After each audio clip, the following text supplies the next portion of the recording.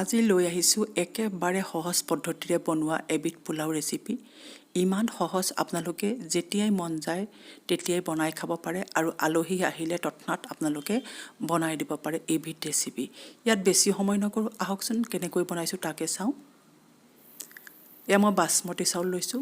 বাসমতিটো যিটো বইল কৰা উহোৱা চাউলটো নহয়, যিটো কেৰাটে সেইটো নহয়, এইটো আৱৈ চাউলৰ যিটো বাসমতি সেইটো লৈছোঁ। আৰু পৰিমাণটো আপোনালোকে যিমান লয় সেইটো নিজৰ ওপৰত কথা নহয়নে। এইখিনি মাত্ৰ ধুই ল'লোঁ, তিয়াই ৰাখিব নালাগে। আপোনালোকে জহা চাউল দিও বনাব পাৰে। তাত মই ধুই লোৱাৰ পিছত নিমখ দিলোঁ, নিমখ দিয়াৰ পিছত মই চেনি দিছোঁ আৰু চেনি দি পেলাই এইখিনি খুব ভালদৰে সানি ল'ম। এইখিনি খুব ভালদৰে মই সানি ল'লোঁ।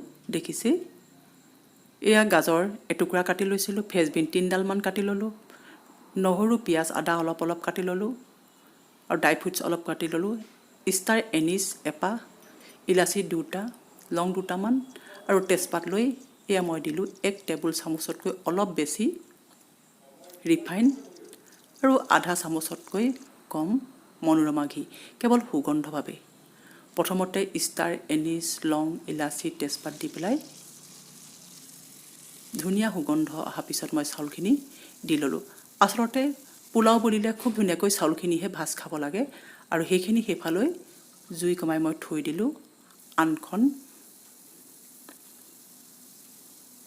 চৌকাত মই এয়া দেখিছেই অলপ বাটাৰ দিলোঁ আৰু বাটাৰ দিয়াৰ পিছত পিঁয়াজ নহৰু আদা দি আৰু যেতিয়া অলপ ৰঙচুৱা কেঁচা গোন্ধটো গ'ল ড্ৰাই ফ্ৰুটছ দিলোঁ। ড্ৰাই ফ্ৰুটছৰ পিছত মই কাটি লোৱা পাচলি কেইটুকুৰা দি লৈছোঁ। এইখিনি আমি বেছি ভাজ খুৱাব নালাগে, অকল কেঁচা গোন্ধটো যোৱালৈকেহে ভাজিব লাগে। বেছি ভাজিলে কিন্তু যিটো সোৱাদ সেইটো একেবাৰে নাথাকে আৰু ৰঙো নাইকিয়া হয়। অলপ নিমখ দি দিলোঁ। এতিয়া চাউলখিনি যে এইফালে পাতি থৈছিলোঁ দেখিছে কিমান ধুনীয়াকৈ ভাজ খালে।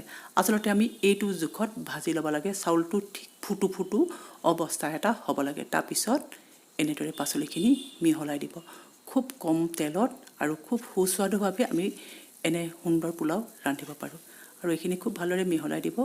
ইয়াত দেখিছে পাচলিৰ ৰংকেইটা একেই হৈ থাকে। আপোনালোকে পিছত মন কৰিব। উতলাই লোৱা গৰম পানী দিব আৰু কুকাৰত আমি যদি পোলাও বনাওঁ খুবেই সুন্দৰ হয়। আৰু পানী দেখিছে আপোনালোকে মই খুব কমকৈ দিছোঁ। ভাত বনাওঁতে আমি যিটো পানীৰ জোখ দিওঁ সেইটো জোখতকৈ অলপ কম দিব লাগে, ঠিক 1 আঙুল নহয়। আৰু যদি কুকাৰটো হুইচেলটো ভাল হয় তেন্তে এটা হুইচেল দিব, যদি কুকাৰটো হুইচেলটো দিয়াত অকণমান গণ্ডগোল হয় তেন্তে 2টা দিব। ইয়াৰ লগত মই খুলি দিছিলোঁ, দেখিছেই কিমান এতিয়াই জৰ্জৰীয়া হৈছে। ঠাণ্ডা হ'লেতো আৰু কথাই নাই।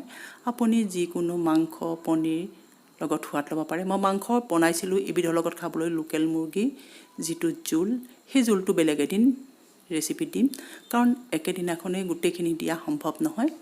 দেখিছে কিমান জৰ্জৰীয়া হৈছে আৰু মই সেই জৰ্জৰীয়া ভাৱটো গৰমে গৰমে দেখুৱাবৰ বাবে মই এটা বাটিত আপোনালোকক বাঢ়ি দেখুৱাইছোঁ। কিমান জৰ্জৰীয়া হৈছে দেখিছে আৰু ঠাণ্ডা হ'লেতো কথাই নাই। আৰু এনেদৰে দেখুৱাই দিছোঁ কিমান ভাতকেইটা এটা এটা হৈ আছে নহয়নে বাৰু। পিছত পৰিৱেশন কৰিলোঁ লোকেল মুৰ্গী জোলৰ লগত।